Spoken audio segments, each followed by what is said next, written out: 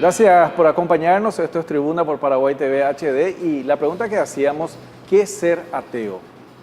Me imagino, Eduardo, que el hecho de que cuando vos abiertamente, porque no estás escondiendo tu ateísmo, el hecho de que digas no creo en un ser superior, te habrá traído colas eso, ¿no? Sí, digamos que sí, en este país que todavía es muy conservador y que le cuesta asimilar ciertas ideas un poco revolucionarias o directas, claras y concisas y anormales, entre comillas, sí, trae ciertos problemas, pero yo no tuve ningún problema en salir del closet en ese momento para decir que soy ateo en un país eminentemente católico. Ahora, sí hay cierta hostilidad de repente, sobre todo cuando empezamos a hablar de un punto de vista racionalista del tema, criticando que es casi imposible la existencia de una deidad con todo lo que sabemos hoy gracias a la ciencia y a la filosofía propiamente dicha. Sí crea cierta hostilidad por parte de grupos cristianos, digamos, un poco más fanáticos. Ese es el problema, que piden que se me eche del diario, que piden que se me Hasta pegue, eso. que se me expulse del país, etc. Sí, ya hubo. En estos años sí, porque bueno, como bien lo decías, yo abiertamente defiendo el ateísmo y presento mi visión sin ningún problema. ¿A los cuántos años te declaraste ateo? A los 16. Después de haberte bautizado en una Yo me religión. bauticé, hice la primera comunión y estaba haciendo la confirmación cuando me llegaron las primeras dudas. Ahí mismo. Así En es. vez de llevarte las luces, llevan las dudas. Sí.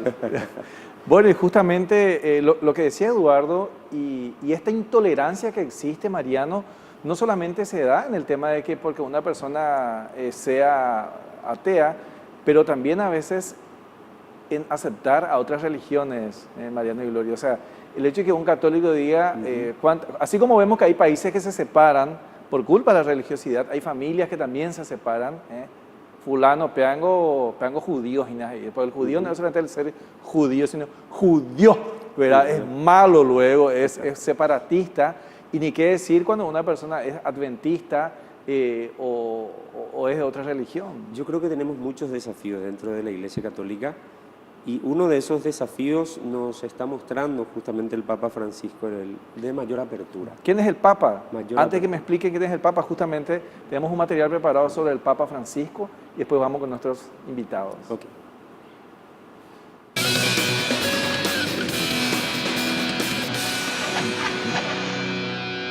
La Iglesia Católica sorprendió al mundo con la elección del entonces cardenal Jorge Mario Bergoglio como sucesor de Benedicto XVI. El primer papa latinoamericano supo captar la atención de la prensa mundial gracias a su carisma y personalidad.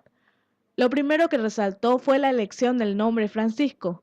El sumo pontífice había explicado en una entrevista que esta decisión fue motivada por lo que le dijo el cardenal Humes, arzobispo emérito de Sao Paulo: no te olvides de los pobres. A esto le siguió otro gesto de humildad, que fue el de optar por un sillón blanco antes que por el trono de oro que está destinado para el sumo pontífice. El Jueves Santo lavó los pies de unos prisioneros, entre ellos una mujer musulmana. Para el Papa Francisco no es problema demostrar su fanatismo por el fútbol, tomar mate que le ofrecen los fieles o posar para fotos con los jóvenes.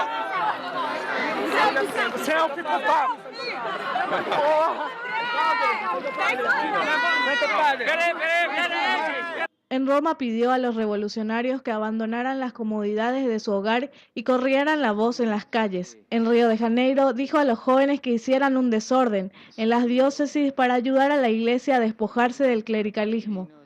La juventud es una de las dos cosas que tiene un pueblo y que aseguran su futuro. La otra cosa o la otra columna son los viejos. Si el futuro de un pueblo está en los jóvenes y en los viejos.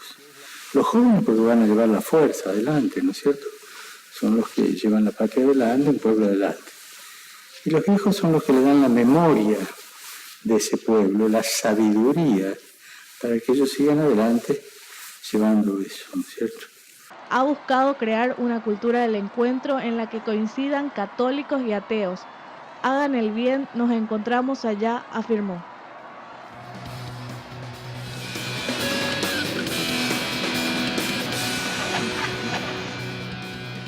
Bueno, ahí teníamos entonces lo que es el Papa. Me estabas hablando del Papa justamente, Mariano. Sí, es un papa que nos invita a cambiar muchas estructuras de la Iglesia Católica. De hecho, él fue uno de los principales redactores del documento de Aparecida, la Asamblea de Obispos de Latinoamérica que se realizó justamente en Brasil hace unos años. Y ahí ya él planteó muchísimas cosas, muchos cambios. Uno de los cambios es dejar de estar esperando en la parroquia y que venga la gente a confesarse, que venga el enfermo a pedir que le bendiga, etcétera, sino que el sacerdote como pastor pueda salir a visitar a las casas. Sabemos que esto ya se practica en algunas comunidades, algunos sacerdotes ya lo han iniciado ya hace unos años, pero él habla de sistematizar esa salida de la iglesia, ¿no? Salir al encuentro, no esperar que la gente tenga que venir a pedirte ayuda. En ese sentido es uno de los cambios muy importantes que nos plantea el Papa Francisco y sobre todo la cercanía.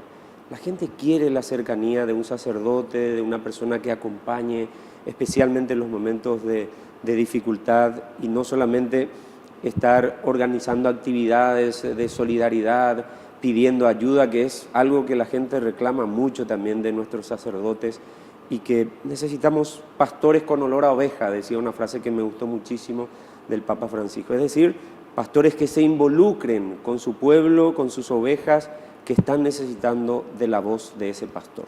Puede ser también justo en este momento en el cual uno ve la información, o sea, uno hace un paseo a nivel internacional de las noticias y es mucha violencia, mucha desazón, inclusive uno ve policiales a nivel local, información como que pega mucho al ser humano, hablemos ya del ser humano en el contexto del mundo y aparece, porque es un líder natural, es reconocido por otros líderes y entonces cuando se ve esa humanización que finalmente, aunque uno sea ateo, puede también tener ese reconocimiento, porque finalmente, ¿qué es lo que todos queremos? El sentido humano.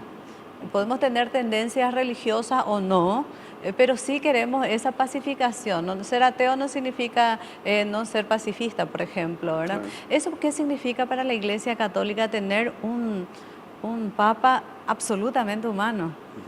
Muy bien, muchas veces la gente me dice, más van de Gustavo, Juan Pablo II, Benedicto XVI, Papa Francisco. ¿Verdad? Y yo creo que no pasa por comparar quién es mejor que nadie, sino que creo que utilizaron metodologías diferentes para llegarle a la gente. Y de hecho que así somos, cada uno es diferente. No todos los periodistas somos iguales, no todos los futbolistas juegan de la misma forma. Es decir, cada persona en cuanto a su ser y sus características es única. Entonces yo creo que en ese sentido lo que sí el Papa Francisco está logrando es este tipo de fotografías que veíamos hace rato, por ejemplo, ¿verdad? Meterse entre la gente. La vez pasada estaba en su papamóvil, vio a un sacerdote amigo argentino, él se bajó de su papamóvil, le puso en desesperación ahí a sus guardaespaldas y le pidió que se suba con él. Es decir, ese tipo de actitudes antes no lo veíamos. Y eso es lo que hace que la gente se acerque nuevamente a la iglesia, aquellos que se alejaron. Yo sé que hay muchos que se alejan también de la iglesia por otros motivos, pero una información que seguramente Eduardo maneja es que en Roma un 20 a 30% ascendieron la cantidad de participantes en las distintas celebraciones. Roma era prácticamente ya, las parroquias se iban para ser visitadas por turistas, ¿verdad? Había poquísimos fieles.